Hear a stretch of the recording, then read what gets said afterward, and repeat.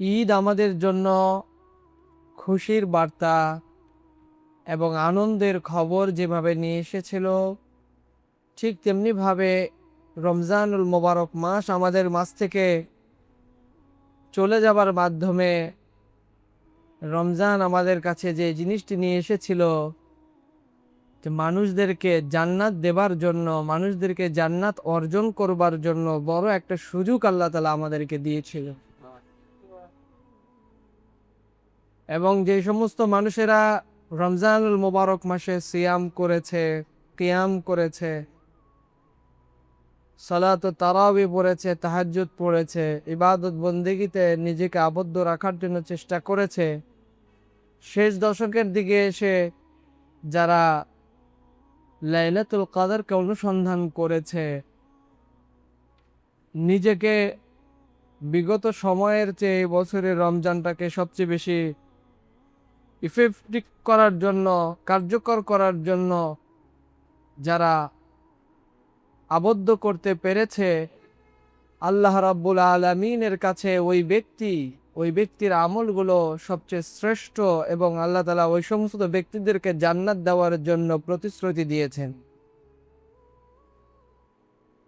আমরা দোয়া করি আল্লাহ রাব্বুল আলামিন যেন আমাদের সবার সিয়াম, কিয়াম এবং সকল ইবাদত বন্দেগীগুলো মহান আল্লাহ তাআলা আমাদেরকে করবার মতো যেন সুযোগ দেন এবং আমরা যেন যথারীতিভাবে এই আমলগুলো, রমজানের শিক্ষাগুলো আমরা আমাদের জীবনে বাস্তবায়ন করতে পারি, সেই তৌফিক যেন মহান আল্লাহ তাআলা আমাদেরকে দান করেন। সেই জন্য আমরা আল্লাহ তাআলার কাছে সবাই শুকরিয়া আদায়ের পাশাপাশি বলি আল্লাহ তাআলা আমাদেরকে সবার আমলগুলো কবুল করে নেন।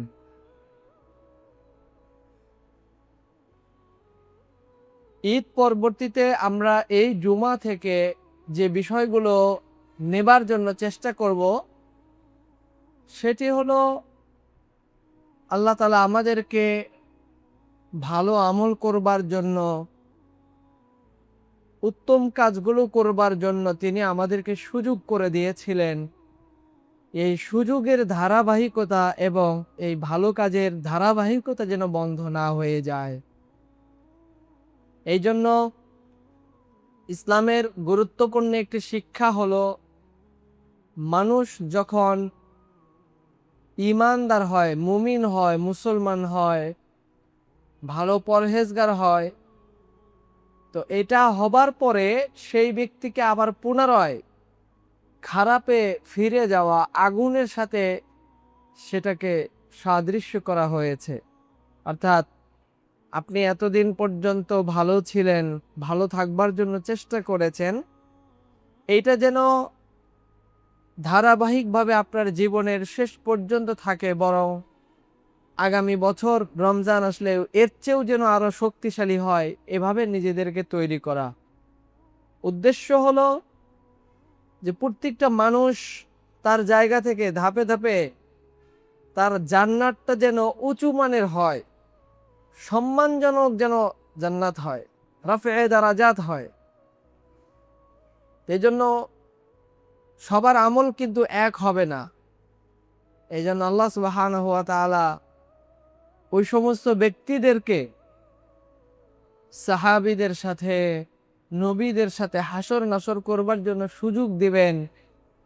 আরশে আজিমের ছায়ার নিচে ওই সমস্ত ব্যক্তিদেরকে ছায়ার নিচে জায়গা দিবেন যাদের সুযোগ ছিল তরুণ বয়সে ইবাদত করা, বন্দেগী করা এবং হিসাব নেওয়ার আগে হিসাবগুলো যারা ক্লিয়ার করতে পেরেছে, কিয়ামতের দিন আল্লাহ রাব্বুল আলামিন ওই সমস্ত ব্যক্তিদেরকে এ ধরনের বিপদ এবং মুসিবত থেকে রক্ষা করে আল্লাহ তাআলা তাদেরকে জান্নাত দেবার জন্য এবং আরশে আজিমের ছায়ার নিচে তাদেরকে জায়গা দেবার জন্য প্রতিশ্রুতি দিয়েছে। এই জন্য প্রিয় ভাইয়েরা, আমাদের প্রথম কথা হচ্ছে এটাই, তা হলো যে রমজানুল মোবারক মাস আমাদের মাস থেকে চলে যাবার মাধ্যমে আমাদের ইবাদত বন্দেগী যেন চলে না যায়, ভালো কাজগুলো চলে না যায়, দান সাদাকাগুলো যেন চলে না যায় এবং এই আমলের ধারাবাহিকতা যেন নষ্ট না হয়। বরং আমি বলবো যে রমজান মাস একাধারে যেরকম সিয়াম পালন করতে হয়েছে, ঠিক তেমনিভাবে আবার রাতের বেলা কিয়াম অর্থাৎ সলাতুত তারাবি আদায় করতে হয়েছে, সাহারি খেতে হয়েছে। একটা পুরোপুরি একটা প্রশিক্ষণের মধ্যে আমরা থেকেছি। এখন সেগুলোকে আমরা কার্যকর করবার জন্য আমরা ধাপে ধাপে নিজেদেরকে একটু উন্নতির পথের দিকে নিয়ে যাব। এই জন্য প্রথম আমাদের কাজ এটাই হবে যে আমরা যেই ভালো কাজগুলো যা শুরু করেছিলাম রমজানে, সেগুলো আর যেন বন্ধ না হয়। কি বলেন আপনারা? এই জন্য রমজানুল মোবারক মাস আলহামদুলিল্লাহ আমাদের দারসুল কোরআনে অনেক ভাইয়েরা বসেছেন। আমি তাদেরকে ব্যক্তিগতভাবে কোরআনুল কারীমের সবকগুলো যেভাবে দিয়েছিলাম, সেই সবকগুলো সর্বশেষ পর্যন্ত তাদেরকে ইজাজা দিয়েছিলাম। আশা করি আপনারা ধারাবাহিকভাবে কোরআনুল কারীমের সাথে যে সুসম্পর্ক গড়ে উঠেছে, কোরআনুল কারীমের সাথে আপনাদের যে সম্পর্ক তৈরি হয়েছে, তা যেন বন্ধ না হয়, এই জন্য আমাদেরকে বদ্ধপরিকর থাকতে হবে। তো এই জন্য আমরা চেষ্টা করবো ইনশাআল্লাহ বিইজনিল্লাহ আগামী সপ্তাহ থেকে আবার ধারাবাহিকভাবে জুমার নামাজের পরে 5 মিনিটের জন্য, 7 মিনিটের জন্য, 10 মিনিটের জন্য হলেও আমরা এই দারসুল কোরআনে ইচ্ছাকৃতভাবে নিজের ইচ্ছায় স্বয়ংক্রিয়ভাবে আমরা বুঝবার জন্য চেষ্টা করব। উদ্দেশ্য হলো যে আমাদের মৃত্যু পর্যন্ত নিজেদেরকে ছাত্র হিসাবে রাখা, মৃত্যু পর্যন্ত নিজেদেরকে শিখার মধ্যে রাখা। আমরা কখনো কোনো অবস্থায় আমরা যেন মারা গেলে আল্লাহ তাআলার সামনে যেন আমরা ছাত্র অবস্থায় কোরআন শিখি, কোরআন বুঝি, কোরআনের সাথে সুসম্পর্ক রাখি। যে অবস্থায় যাই আল্লাহর সামনে যেন যেন বলতে পারি যে আল্লাহ আমি তো কোরআনের দার্সের ছাত্র ছিলাম।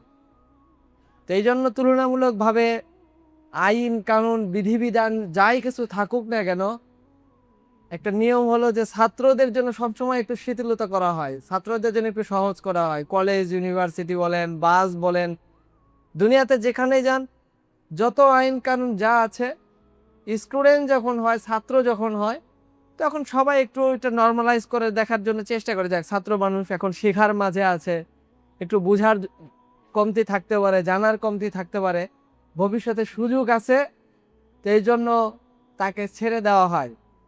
কলেজ ইউনিভার্সিটির স্টুডেন্টরা বিভিন্ন সময় আইনিগত ঝামেলায় রাস্তায় পড়লে দেখবেন পুলিশরাও খুব বেশি তাদেরকে করে না, স্বাভাবিকভাবে তাদেরকে আইন কানুন বুঝিয়ে পরবর্তী পদক্ষেপের জন্য তাদেরকে সতর্ক করে ছেড়ে দেয়, যদি সে শিক্ষার্থী পরিচয় দেয়।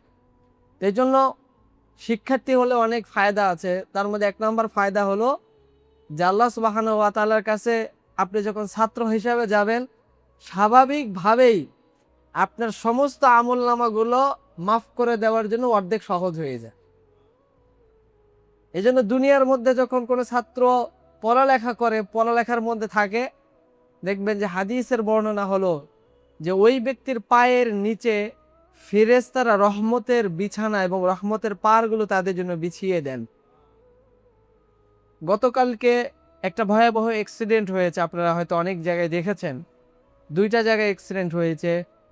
একটি পদ্মা নদীর পাড়ে, যেটা গাড়ি অ্যাক্সিডেন্ট করে চলে গেছে। আরেকটি প্রাইভেট কার অ্যাক্সিডেন্ট হয়েছে, পুরো গাড়ির মধ্যে কেউই বেঁচে নাই, শুধু একজন ছোট বাচ্চা, 8-9 বছর হবে বা 11 বছরের মতো হবে দেখলাম, এই বাচ্চাটি বেঁচে আছে। এই বাচ্চাটি কোরআনের হাফেজ, কিছুই নাই, গাড়ি পুরো একদম কিমা হয়ে গেছে, গাড়ির মধ্যে বেঁচে থাকার কোনো অপশন নাই, কিন্তু দেখলাম সেই শিক্ষার্থীটা বেঁচে আছে। একদম ড্রাইভার থেকে শুরু করে প্রায় 5-7 জন যারা ছিল, পুরো পরিবার শেষ, একজন বাচ্চা আছে কোরআনের হাফেজ। আমার কাছে কেন জানি তখন মনে হলো যে আল্লাহ সুবহানাহু ওয়া তাআলা হয়তো কোরআনের বদলতের কারণে বা ছাত্র হিসাবে কোরআনের সাথে যে তার একটা সম্পর্ক, বাচ্চাটা 12 পারার হাফেজ। আমার কাছে বারবার এটা মনে হচ্ছিল যে আমরা অনেক সময় বাহিরে সফর করি, বাহিরে যাই, কিন্তু আমরা ইসলামটাকে শুধুমাত্র এক শুক্রবারে, জুমার দিনে, রমজান মাসে, ঈদের দিনে আমরা আবদ্ধ করি। কিন্তু বাস্তবতা হলো প্রিয় ভাইয়েরা, যে ইসলাম শুধুমাত্র কিছু নেবার জন্য তো আপনাকে ইসলাম আপনার সামনে আসলে উপস্থাপন করা হয়নি। ইসলাম আপনাকে দেবার জন্য আসছে, ইসলাম আপনাকে দিয়েছে। একদম যত আধুনিকায়ন বলেন, নিজের সেফটি বলেন, পরিবারের সেফটি বলেন, যেখানেই যান না কেন, ইসলাম আপনাকে দেবার জন্য আসছে, নেবার জন্য আসে। ইসলাম আপনার থেকে কি নিবে বলেন? আপনি বাহিরের সফরে যখন গিয়েছেন, ইসলাম আপনাকে বলেছে বের হওয়ার সময় আপনি সফরের দোয়া পড়ে বের হন। বাড়ি থেকে বের হওয়ার সময় বাড়ির নিরাপত্তার জন্য দোয়া পড়েন। গাড়িতে যখন উঠবেন পাঠ করেন সুবহানাল্লাযী সাখখারা লানা হাযা ওয়া মা কুন্না লাহু মুকরিনিন ওয়া ইন্না ইলা রাব্বিনা লামুনকালিবুন ফাল্লাহু খায়রুন হাফিজা ওয়া হুয়া আরহামুর রাহিমিন। এই যে দোয়াগুলো দেয়া হয়েছে এগুলো এমার্জেন্সি দোয়া। শেষের যে অংশটুকু পড়লাম, ফাল্লাহু খায়রুন হাফিজা ওয়া হুয়া আরহামুর রাহিমিন, এই দোয়াগুলো পড়লে শয়তানের ওয়াসওয়াসা থেকে বিভিন্ন সময় শয়তান মুসলিমদের, মুমিনদের, ইমানদারদের রাস্তাঘাটে বিভিন্ন সময় ওয়াসওয়াসা দিয়ে তাদেরকে যে ক্ষতি করতে চায় এবং বিভিন্ন সময় বিপদ মুসিবত ঝামেলা এগুলো তারা পাকায়, আল্লাহ তাআলা এই দোয়াগুলো পড়ার কারণে দোয়াগুলো এত সেফটি হয় যে তাদের ওই জায়গায় মুহূর্তের মধ্যে ফেরেশতারা তাদেরকে প্রোটেক্ট করে। সকাল সন্ধ্যা কোনো ব্যক্তি যদি এই দোয়া পড়ে, বিসমিল্লাহিল্লাযী লা ইয়াদুররু মা ইসমিহি শাইউন ফিল আরদি ওয়ালা ফিস সামা ওয়া হুয়াস সামিউল আলিম, সাধারণ থেকে সাধারণ কোনো প্রাণী পর্যন্ত, সাপ বিচ্ছু থেকে শুরু করে ক্ষতিকারক যত ধরনের জিনিস আছে হাদিসে বর্ণনা করা হচ্ছে, সব ধরনের বিপদ থেকে, মুসিবত থেকে এবং আক্রমণাত্মক বিষয় থেকে আল্লাহ তাআলা পুরোপুরিভাবে তাকে হেফাজত করবেন। এটা আল্লাহ তাআলার প্রতিশ্রুতি। আমরা এগুলো শুনি, কিন্তু আমরা রাস্তাঘাটে যখন বের হই চুলের ভাঁজগুলো যেভাবে দেই, নিজের অবয়বগুলো যতগুলো সৌন্দর্য করবার জন্য চেষ্টা করি, যত পরিপাটি হয়ে গাড়ি বাড়ি নিয়ে বের হই, কিন্তু আমরা ভুলে যাই যে যাবার সময় একটা দোয়া পড়া দরকার। এটা আমরা মনে করি যে এই দোয়া তো হুজুররা পড়বে, এটা তো আমাদের জন্য দরকার না, আমি তো এখন দুনিয়ার মাছ মজ্জা নেওয়ার জন্য আমি রাস্তায় যাচ্ছি। কিন্তু রাস্তাঘাটে বিপদ মুসিবত হুজুর আর কোনো সাধারণ মানুষ দেখে আসে না। তো এই জন্য দেখেন, নিজেকে সবসময় শিখার মধ্যে রাখা, ছাত্রের মধ্যে থাকা, অর্জনের মধ্যে রাখা। আপনি যেখানে যান, যে অবস্থার মধ্যে থান, নিজে যেন ছাত্র অবস্থায় থাকবেন। আল্লাহ তাআলা দেখবেন এই ছাত্র হিসাবেই আপনাকে বিভিন্ন ধরনের আল্লাহ তাআলা মুসিবত থেকে আপনাকে রক্ষা করবে ইনশাআল্লাহ। তো এই জন্য আগামী সপ্তাহে থেকে আপনারা চেষ্টা করেন যে দারসুল কোরআনে থাকা, যতটুকুই শেখেন ভালো পারেন আরেকটু শিখেন, একটা দার্সে কোরআনের সাথে থাকেন, দেখবেন যে নিজেকে নতুনত্বের জায়গায় নিয়ে যেতে পারবেন, নিজেকে পরিবর্তনের জায়গায় নিয়ে যেতে পারবেন। আল্লাহ তাআলা আপনাদেরকে তৌফিক দান করেন। তাহলে আমরা এই রমজান থেকে প্রথম যে শিক্ষাটা আমাদের থাকবে প্রিয় ভাইয়েরা, যে আমরা যত ভালো কাজ গ্রহণ করেছি তা আমরা আর কি করব না, ছাড়বো না ইনশাআল্লাহ। যারা আমরা রমজানে দান করেছি, সাদাকা করেছি, ভালো সত্য কথা বলেছি, মিথ্যা কথা বলিনি, মানুষকে ঠকাইনি, পরিবার পরিজনের যত্ন নিয়েছি, নিকটবর্তী কোনো প্রতিবেশী যারা ছিল তাদের খোঁজ খবর নিয়েছি, এই কাজগুলো আমরা ধারাবাহিকভাবে কি করব, রাখার জন্য চেষ্টা করব। তাহলে রমজান থেকে শিক্ষা হলো প্রথম যেটি, সেটি হলো যে আমাদের আমলের ধারাবাহিকতা কি রাখা, বজায় রাখা। রমজানে অনেক ভাইয়েরা মাশাআল্লাহ দাড়িগুলো ছেড়ে দিয়েছিলেন, আমি তাদেরকে বলবো যে এটা রমজান যাবার মাধ্যমে এটা কাটবার এবং ছোট করার কোনো বৈধতা ইসলাম দেয়নি। যে আপনি রমজানে দাড়িগুলো ছেড়ে দিয়েছিলেন, রমজান যাবার সাথে সাথে আবার ক্লিনশিপ শুরু করে দিয়েছেন, এইটা কোনো জায়গায় উত্তম বলা হয়নি। বরং আপনি যে নেক আমল ভালো কাজটা আপনি শুরু করেছিলেন রমজানে, আপনার দেখবার মতো বিষয় হলো যে আপনি সারা বছর ব্যাপী আমলগুলো ধারাবাহিকভাবে আপনি করতে পারছেন কি পারছেন না। এই জন্য যেগুলো থেকে আল্লাহ তাআলা বিরত থাকবার জন্য সুযোগ দিয়েছিলেন, আমরা নিজের থেকে তাওবা করে ইস্তিগফার করে বিরত থাকবার জন্য আমরা কি করব, চেষ্টা করব। 2 নাম্বার আমরা যে কাজটি করব সেটি হলো যে মূল কাজগুলো ঠিক রাখার জন্য নফল কিছু কাজ করব। নফল কাজগুলোর মাধ্যমে মূল কাজটা সঠিক থাকে।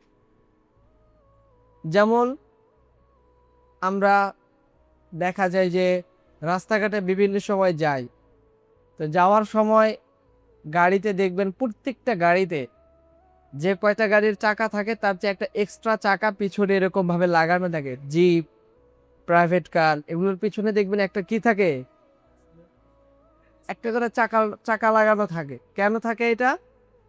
যে রাস্তাঘাটে যদি কোনো সময় যদি একটা যদি ফেটে গেল পাম্প হয়ে নষ্ট হয়ে গেল, মুহূর্তের মধ্যে আপনি হয়তো ওই জায়গায় কোনো সার্ভিস পাচ্ছেন না, আপনার কাছে ইনস্ট্রুমেন্ট থাকলে আপনি ওই জায়গাটা গ্যাপটা পূরণ করার জন্য আপনি সম্পূরক হিসাবে সেই চাকাটাকে আপনি কি করতে পারবেন, কাজে লাগাতে পারবেন। মুমিনরা কোনো সময় আল্লাহ তাআলার সামনে যাবার জন্য শুধু শুধু ওই 4টা চাকা নিয়ে যাবে না। তাদের জন্য উচিত হলো যে তারা আমলের এবং তাদের কার্যক্রমগুলো একাধিক প্রোফাইল রাখবে। আপনি যখন সলাতের প্রোফাইল আপনার জন্য খোলা হবে, তো সেই ক্ষেত্রে আপনার কিছু সলাতের মধ্যে থাকবে কিছু ওয়াজিব, কিছু সুন্নাত, কিছু নফল, কিছু মুস্তাহাব। এগুলো কেন? হাদিস শরীফের মধ্যে আসছে, সহিহ মুসলিমে আসছে, সহিহ বুখারীতে আসছে যে কোনো ব্যক্তি যদি নফল ইবাদতগুলো, মুস্তাহাব ইবাদতগুলো যদি নিয়মিতভাবে করে, তাহলে ওই সমস্ত ব্যক্তির যে মূল ইবাদত রয়েছে, যেমন আজকের জুমার মূল ইবাদত হলো জুমার সলাতকে আদায় করা, আর এই জুমার সলাতকে পরিপূর্ণতা দেবার জন্য সুন্নাত, নফল, দোয়া, জিকির, আজকার যা আছে এগুলো হলো এই জুমার নামাজের পরিপূর্ণতা হওয়ার জন্য সম্পূরক। নফল নামাজ, সুন্নাত নামাজ সবগুলো বিষয়। এই জন্য আমরা রমজান ছেড়ে দেওয়ার মাধ্যমে যেরকম ভাবে এই সময় আমাদের সামনে চলে আসছে, নানান ধরনের ব্যস্ততা আসবে, আমরা পারতপক্ষে চেষ্টা করব যে আমাদের এই প্রত্যেকটা আমল এখন থেকে যা চলমান থাকবে, কোনো আমল যেন আমাদের কাছে এমন না থাকে যে কবুল হলে হতেও পারে, নাও হতে পারে। আমরা বরং এমন ইচ্ছাটা রাখার চেষ্টা করব যে আমার আমলটা নষ্ট হওয়ার জন্য হারাম সাব্যস্ত যে জিনিসগুলো রয়েছে, সেই হারাম থেকে আমাদেরকে বেঁচে থাকা। যেই কথাগুলো বললে, যেই মিথ্যাগুলো বললে আমাদের জবান নষ্ট হয়ে যায়, আমাদের আমল নষ্ট হয়ে যায়, এই জিনিসগুলো আমরা বলবো না। এবং যে আমল করলে আমাদের এই মূল আমলগুলো সম্পূরক হিসেবে কাজ করে, পরিপূর্ণতা দেয়, সেই কাজগুলো আমরা চেষ্টা করব। সেগুলো কি? সেগুলোর মধ্যে অন্যতম একটি বিষয় হলো, যেমন আমরা যদি হিসেব করে দেখি, রমজানুল মোবারক মাসে আমরা পুরো মাস সিয়াম রাখছি, সিয়াম রাখিনি? এখন এই সিয়ামের মধ্যে আমাদের বিভিন্ন ধরনের ভুল ত্রুটি থাকে, বিভিন্ন ধরনের কমতি থাকে, বিভিন্ন ধরনের মাজুরি থাকে। অনেক সময় সিয়াম থাকা অবস্থায়, রোজা থাকা অবস্থায় 3টা গালি দেওয়ার পরে বলেছি রোজা আছি দেখে আর বেশি কিছু বললাম না। বুঝতে পেরেছেন? এখন রোজা থাকার পরে কেউ ওই 3টা গালি দেওয়া, এটা কি বৈধ ছিল নাকি? বিষয় কি এরকম? তাহলে গালি 3টা যেহেতু দিয়েই ফেলেছি, ফাহেসা কথা বলেছি, তারপরে অন্য অন্য অশ্লীলতা যে জিনিসগুলো আছে, যেগুলো আমাদের আদতে পরিণত হয়েছে, প্রতিনিয়ত যেগুলো আমরা করে থাকি, যে কাজগুলো আমাদের হয়েছে, এই কাজগুলোর ক্ষতিপূরণ হিসাবে যদি আমরা দেখি, বা আমাদের রমজানের রোজার যদি পরিপূর্ণতা নিয়ে আসতে চাই, তাহলে রাসূল করিম সাল্লাল্লাহু আলাইহি ওয়াসাল্লাম হাদিসের মধ্যে বলেছেন যে শাওয়ালের 6টি রোজা আছে। কোনো ব্যক্তি যদি রমজানুল মোবারক মাসের, পুরো মাসের যদি পরিপূর্ণতা চায়, তাহলে ঈদ পালন করে এবং রমজানুল মোবারক মাস পার করে তারা যেন ধারাবাহিকভাবে 6টা কি রাখে, নফল রোজা রাখার জন্য চেষ্টা করতে। তো এই জন্য প্রিয় ভাইয়েরা, আমরা স্বাস্থ্যগত দিক থেকেও চেষ্টা করি যে ধারাবাহিকতা রাখার উদ্দেশ্য হলো এরকম যে রমজান শেষ হওয়ার সাথেই সাহারি খেয়েছেন, ইফতার খেয়েছেন, এখন 3 বেলা খাচ্ছেন, তখন যে 2 বেলা খেয়েছেন বিষয়টা সেরকম না, তখনও 3 বেলায় খেয়েছেন, কিন্তু টাইমটা একটু ভিন্ন ছিল। একবার ইফতার করেছেন, 9টার সময় একবার ভাত খেয়েছেন, আর একবার সাহারি খেয়েছেন। আর মোটামুটি যাদের রুচি ভালো, তাহলে তো 3-এর হিসাব তো আর করে লাভ নাই, সামনে যা এসেছে লাগাতার ভাবে যা চলেছে আর কি, একদম মিনাল ইবতিদাই ওয়া ইলান নিহায়া, মানে ইফতার থেকে শুরু করে সাহারি পর্যন্ত দমে দমে 1 ঘন্টা পর পর। বিষয় হলো, রমজান মাস শেষ হওয়ার সাথে সাথে স্বাস্থ্যগত বিষয়ে ইসলাম পরামর্শ দিয়েছে যে আপনাকে সতর্ক থাকতে হবে, খেয়াল রাখতে হবে। রমজান শেষ হওয়ার সাথে সাথেই ফজরের সময় উঠেই মনে করেন নামাজ পড়ে একদম খেয়ে দিয়ে নিলেন, বিষয়টা এরকম না। 9টায়, 10টায়, 12টায় যে রমজান মাসে না খেয়ে আপনি শুকায় গেছেন, চিকন হয়ে গেছেন, এগুলোর হুজুর বলছে সম্পূরক হিসেবে নফল ইবাদত যেরকম করা, ধারাবাহিকতা রাখা। তো যেহেতু খাইতে পারি না, এই জন্য ধারাবাহিকতা রাখার জন্য, খাবারের ধারাবাহিকতা রাখার জন্য বলা হচ্ছে না। বিষয় হলো যে খাবারগুলো আপনারা খাবেন, কিন্তু একটু রয়ে শয়ে এখন খেতে হবে। কারণ এখন আবহাওয়ার একটা চেঞ্জ হচ্ছে। পুরো একটা মাস আপনি যখন সিয়াম করেছেন, আপনার শরীরে একটা ডায়েট হয়েছে, আপনার স্টোমাক হজম ক্ষমতাগুলো, সেই জায়গাগুলো ডাইজেস্ট ক্ষমতার একটা ধরন সে নিয়েছে, যে পুরো মাস আপনি এইভাবে চলেছেন। হঠাৎ করেই মনে করেন আপনার খাবার দাবারের মেনুগুলো যখন অধিক পরিমাণে নিয়ে যাবেন, তখন আপনার স্বাস্থ্যগত দিক থেকেও আপনি সেখানে ভারসাম্যহীনের জায়গায় চলে যাবেন। সেই জন্য চেষ্টা করা যে ধারাবাহিকভাবে চলার অর্থ হলো যে একটু রয়ে সয়ে আমাদেরকে কি করতে হবে, চলতে হবে। স্বাস্থ্যগত বিষয়ে কোনো যেন প্রভাব না পড়ে, আমলের উপরে যেন প্রভাব না পড়ে, আচরণের উপরে যেন প্রভাব না পড়ে, ইবাদতের উপরে যেন কোনো প্রভাব না পড়ে। ইবাদতের উপরে প্রভাব না মানার অর্থ হলো যে রমজান মাসে যে টুপিটা নিয়েছিলেন, রমজান শেষ হওয়ার পরে আজকের শুক্রবারে যারা মসজিদে আসছেন, হয়তো সেই টুপিটাই আর খুঁজে পাচ্ছেন না। মানে রমজানের জন্য আপনি আবদ্ধ করছিলেন যে এই টুপি পাঞ্জাবি যা আছে আমি রমজান মাস নিলাম, রমজান শেষ হওয়ার পরে এক সপ্তাহ পরে ঈদ টিদ কাটানোর পরে এখন আপনার ইবাদতের জন্য যে ইনস্ট্রুমেন্টগুলো ছিল এগুলোও খুঁজে পাওয়া যাচ্ছে না। মানে মসজিদের সাথে সম্পর্ক কম, আলেমদের সাথে সম্পর্ক কম, মানে পুরো এই এক সপ্তাহ মসজিদে হয়তো অনেকে আসার সুযোগই হয়নি। তো সেই জায়গায় থেকে আমরা বলবো যে প্রিয় ভাইরা, আপনারা যেরকম তারাবিতে এসছেন, মাগরিবে এসছেন, ঈশার সালাতে আসছেন, এরপরে ফজরের জামাতে যেরকমভাবে আপনারা মসজিদে সারা দিয়ে এসছেন, আমি আপনাদের কাছে আহ্বান করি যে রমজান চলে যাওয়ার মাধ্যমে আমাদের ইবাদত বন্দিগি যেন চলে না যায়, আমাদের আমলনামাগুলো যেন চলে না যায়, বরং আমলগুলো শক্তি করবার জন্য নফল ইবাদতের মাধ্যমে সম্পূরক হিসাবে ধারাবাহিকতা বজায় রাখার জন্য কি করব, চেষ্টা করব ইনশাআল্লাহ।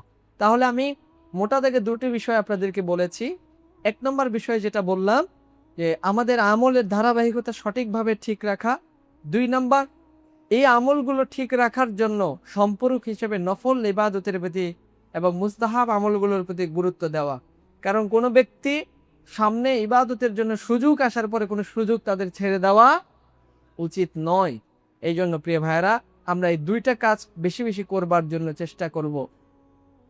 3 নাম্বার, আমরা আরেকটি কাজ করব, সেটি হলো যে আমরা এই রমজানুল মোবারক মাসে আমরা যে কয়েকটি ভালো কাজ আমরা করেছিলাম, আমরা বছরব্যাপী একটা প্ল্যান নিতে পারি।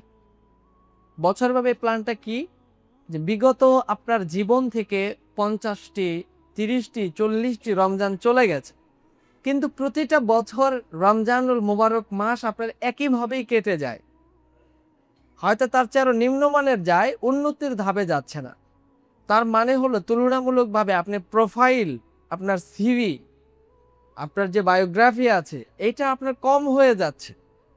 প্রত্যেকটা ব্যক্তি, প্রত্যেকটা মানুষ সবার জায়গা থেকে আস্তে আস্তে উন্নতির দিকে যায়। যার মনে করেন এই বছরের 1 কোটি টাকা কামাই, সে কিন্তু হিসাব করে নিচ্ছে যে আমাকে আরো ব্যবসার জন্য এটা করতে হবে, ওইটা করতে হবে, 1 কোটি টাকা আরো বেশি কামাই করতে হবে। তো দুনিয়ার জায়গা থেকে আমরা যেভাবে ডিপ্লোম্যাটিক চিন্তা করি যে আমার এটা দরকার, আমি এটা করব, এটা অর্জন করা দরকার, এই যে অর্জনের জন্য আপনারা যেভাবে ছুটেছেন, বা এই যে রমজান পরবর্তী থেকে ব্যবসা বাণিজ্যের জন্য বিভিন্ন ধরনের প্ল্যান একটা রেডি করছেন, তো আমরা যেহেতু দিন শেষে মুসলিম এবং আমাদের আল্লাহ তাআলা এই শুক্রবারের দিন এক জায়গায় আসবার জন্য চেষ্টা করে, তো সেই জায়গা থেকে যদি প্রিয় ভাইয়েরা সত্যিকার অর্থে আমরা যদি আমাদের কমিউনিটিটা বিল্ড আপ করতে পারি, চিন্তাগত জায়গায় যদি আমরা একত্রিত হতে পারি, একটা সমাজ সংস্কার করার জন্য, সমাজকে ডেভেলপ করার জন্য, এই 9 মাইল হাট থেকে শুরু করে অত্র এলাকা উন্নতি করবার জন্য সবচেয়ে বড় পদক্ষেপ হলো মানুষের আত্মা, কল্ব, রূহ, এটার উন্নতি করতে হবে। আপনি যদি এটার উন্নতি না করতে পারেন, মানুষের কোনো মোরালিটির কোনো পরিবর্তন হবে না, মানুষের আদর্শগত কোনো বিষয়ে পরিবর্তন হবে না, মানুষের চারিত্রিক কোনো বিষয়ে পরিবর্তন হবে না।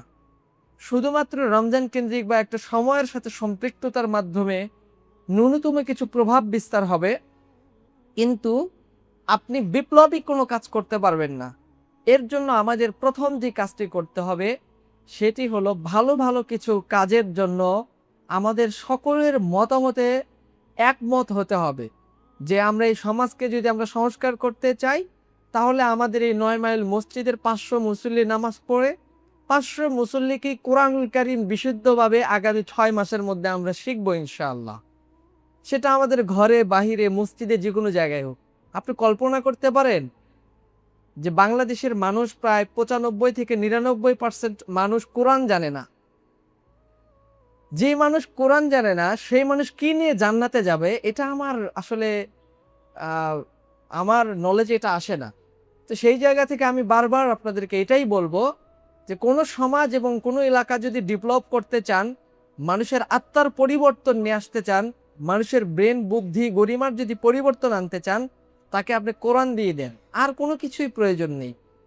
কোরআন দিয়ে দেন, কোরআন পড়বে এবং কোরআন একটু করে বোঝার জন্য চেষ্টা করবে, দেখবেন যে তার রূহ, কলব এবং তার মন মানসিকতাটা চেঞ্জ হয়ে যাবে। তখন আপনি তাকে যে কথাই বলেন, যে দাওয়াতি দেন, যে ভালো কথাই বলেন, সে মানুষের মধ্যে একটা পরিবর্তন হবে। কিন্তু যেই সমাজের মধ্যে যে মানুষেরা কোরআন জানে না, সেই মানুষের মধ্যে হেদায়েতের জন্য, সফলতার জন্য কোনো রাস্তা আর থাকতে পারে না। এটা আমরা প্রথম পদক্ষেপ নিতে পারি। 2 নাম্বার আমরা আরেকটা পদক্ষেপ নিতে পারি, সেটি হলো এই সমাজের মধ্যে অনেক মানুষ অনেক সময় বিপদের মধ্যে পড়ে, মুসিবতের মধ্যে পড়ে। তো সেই ক্ষেত্রে মসজিদগুলো যেরকমভাবে নামাজের জন্য একটা জায়গা থাকে, সেরকমভাবে মসজিদ মানুষের কল্যাণের জন্য কাজ করে, সমাজের কল্যাণের জন্য কাজ করে। একটা মানুষ হঠাৎ করে ছোট বাচ্চা রেখে বাবা মারা গেল, কিন্তু সেই পরিবারের দেখবার মতো হয়তো অন্যান্য ফ্যামিলি যারা থাকে, আসলে ওই কমিউনিটির মধ্যে দেখা গেল যে আস্তে আস্তে ক্ষীণ হয়, ছোট হয়ে যায়, দেখবার মতো অনেক সময় এটা সম্ভব হয় না। কিন্তু আমাদের কমিউনিটিগুলো ডিপ্লোম্যাটিক যদি চিন্তা করি যে আমরা জাকাতের একটি অংশ যদি আমরা মসজিদ ভিত্তিক যদি পরিকল্পনা এমন রাখি যে আমাদের এলাকার মধ্যে একদম হতদরিদ্র, গরিব, তাদেরকে আমরা সচ্ছল করবার জন্য, অথবা ইনস্ট্যান্ট কোনো সময় বিপদের সম্মুখীন হয়েছে, মসজিদ এটা উদ্যোগ গ্রহণ করবে যে ওই এতিম, ওই গরিব, ওই ব্যক্তিকে সচ্ছল করবার জন্য, পড়ালেখা করবার জন্য, তাকে ব্যবসায়ী করে গড়ে তোলবার জন্য, দুনিয়া আখিরাতের সফল ব্যক্তি হিসেবে গড়ে তোলবার জন্য মসজিদ উদ্যোগ নেবে। বিভিন্ন সময় বিভিন্ন ট্র্যাজেডি আমাদের সামনে চলে আসে, কিন্তু মসজিদে আমরা সবাই সবার মতো করে আসি, নামাজ পড়ি, চলে যাই। রমজান আসে, তারপরে আপনার ঈদ আসে, সবাই চলে যায়, মানে যার যার ধর্ম সে এখানে আমরা ইবাদত করতেছি। কিন্তু ইসলামটা এমন একটা বিষয় যেটা আমরা সবার জন্য একটা ফ্যামিলির আওতাভুক্ত। আমাদের পরিচয়ের কারণে আমাদের আব্বা আম্মা 3 4 5 আমরা এভাবে পরিচয় নিচ্ছি যে আমার বাবা উনি, আমার দাদা উনি। কিন্তু সহজ একটা কথা বলি আমি আপনাকে, সেটা হলো যে পরিচয়ের কারণে, বংশ পরিক্রমার কারণে হয়তো আমরা 2-3 ধাপে হয়তো বাবা, দাদা, চাচা এনাদেরকে আমরা চিনছি, এর উপরে হয়তো আমরা কেউ কাউকে চিনছিও না বা জানছিও না। কিন্তু ফিতরাতান ভাবে, স্বভাবজাত হিসাবে আপনি একটু কল্পনা করে দেখেন যে সৃষ্টিগতভাবে, সত্তাগতভাবে আপনি কিন্তু একে অপরের একদম আপন ভাই। কারণ আপনি আদম আলাইহিস সালাতু ওয়াস সালামকে বলেন, হাওয়া আলাইহিস সালাতু ওয়াস সালাম বলেন, দিন শেষে পিতা হিসাবে বা মা হিসাবে আপনি তাকে গ্রহণ করতেই হবে, যদি সৃষ্টিগত দিক থেকে যদি আপনি নেন। কারণ আপনাকে যে জিনিসগুলো দিয়ে সৃষ্টি করা হয়েছে, ওয়ালাকাদ খালাকনাল ইনসানা মিন সুলালাতিন মিন তিন, যে মাটি দিয়ে, যে রক্ত দিয়ে, যে মাংস দিয়ে, যেভাবে ফুঁকে দিয়ে আপনাকে দুনিয়াতে সৃষ্টি করে পাঠানো হয়েছে, আপনি এখানে হয়তো সমান্তরালভাবে একটু ভিন্নতা মনে হলেও বাস্তবিক পক্ষে আমরা একে অপরের কিন্তু ভাই। কিন্তু আমরা এটা নিতে পারি না কেন? আমরা ওইরকম একই পরিবারে, এক মায়ের পেটের মনে করছি না। কিন্তু মা, আপনাকে চিন্তা করেন যে দুনিয়ার মধ্যে এরকম একটা ডিসিপ্লিন মেনটেন করার জন্য সিস্টেমেটিকভাবে বাবা মা হিসেবে দুনিয়ার মধ্যে সন্তান আসে, কিন্তু মুসলিমদের মিল্লাতুন ওয়াহিদা হিসেবে আমরা একে অপরের একদম কাছাকাছি ভাই, কোনো পরিবর্তন নাই। তো এই জন্য একজন কাফির, একজন মুশরিক, সে মুশরিক থাকার কারণে, কাফের থাকার কারণে আপনাকে এতটুকু আফসোস হওয়ার বিষয়, যাহারে এই লোকটা আমার আপন ভাই, কিন্তু এই লোকটা ঈমান না থাকার কারণে কিয়ামতের দিন এই ব্যক্তিটা জাহান্নামে যাবে, এটা আপনার আফসোস থাকা দরকার। কিন্তু আমাদের চোখের সামনে, আপনার চোখের সামনে যদি একটা কুকুর, বাড়ির আপনার যে কুকুর আছে, এই কুকুর যদি একটা অগ্নিকাণ্ডের মধ্যে যদি আপনার চোখের সামনে অনাকাঙ্ক্ষিতভাবে পড়ে যায়, আপনি কুকুরটা আগুনের মধ্যে পড়ে যাওয়ার মাধ্যমে, অথবা একটা বিড়ালও যদি পড়ে যায়, আমার মনে হয় যে আপনার বাড়ির একটা লালিত পালিত কুকুর বা বিড়াল এই আগুনের মধ্যে পড়ে যাওয়ার কারণে আপনি এটা মেনে নিতে পারবেন না, কষ্ট লাগবে আপনার কাছে যে কুকুরটা এইভাবে না মারা গেলেও হতো, আগুনের মধ্যে পড়ে মারা যাচ্ছে, বিড়ালটা এইভাবে পড়ে মারা যাচ্ছে, আপনার কাছে এটা কষ্ট লাগবে। কিন্তু পৃথিবীর শ্রেষ্ঠ সম্পদ মানুষ, আপনার ভাই, প্রতিবেশী, কমিউনিটিহীন, দিনহীন, ইসলামহীন, একের পর এক বছর চলে যাচ্ছে, তারা আত্মিক কোনো উন্নতি নাই, কোনো চিন্তা নাই, কোনো পরিকল্পনা নাই, কোনো গবেষণা নাই। তাদেরকে তাদের কবরগুলোকে উন্নতি করবার জন্য, জান্নাতকে সাজানোর জন্য, জান্নাতকে অর্জন করবার জন্য, কিয়ামতের দিন বিপদে পড়লে, মুসিবতে পড়লে বাঁচার জন্য কি উপায়, দুনিয়ার মামলা মোকদ্দমার জন্য আমরা যেভাবে ফিকির করি, চিন্তা করি, পেরেশানি করি, কিন্তু এগুলোর জন্য আমরা বুদ্ধিভিত্তিকভাবে আমরা পরিকল্পনা করতে পারি না। এই জন্য প্রিয় ভাইরা, আমরা আসি, চেষ্টা করি ইনশাল্লাহ। রমজান আমাদেরকে বিদায় দিয়েছে, ঈদ আমাদের মাঝ থেকে চলে গিয়েছে, কিন্তু ইসলাম আমাদের যে শিক্ষা দিয়েছে তা আমাদের থেকে চলে যায়নি। আমরা একটা সংঘবদ্ধ হয়ে একটা কমিউনিটি, একটা সমাজকে বিপ্লবিকভাবে, বিপ্লবিক অর্থ হলো যে আমরা আমাদের অন্তরের এই বিপ্লবটা, অন্তরের এই প্রত্যাশাটাকে জাগরিত করে পুরো সমাজকে সংস্কার করে আমরা সবাই যেন একটা কমিউনিটি হিসেবে একটি জান্নাতে যেতে পারি, দুনিয়া ও আখিরাত নিয়ে আমরা কাজ করতে পারি। আল্লাহ রাব্বুল আলামিন আমাদেরকে তৌফিক দান করেন। আল্লাহ রাব্বুল আলামিন আমাদের পরিবারগুলোকে জান্নাতি হিসেবে কবুল করেন।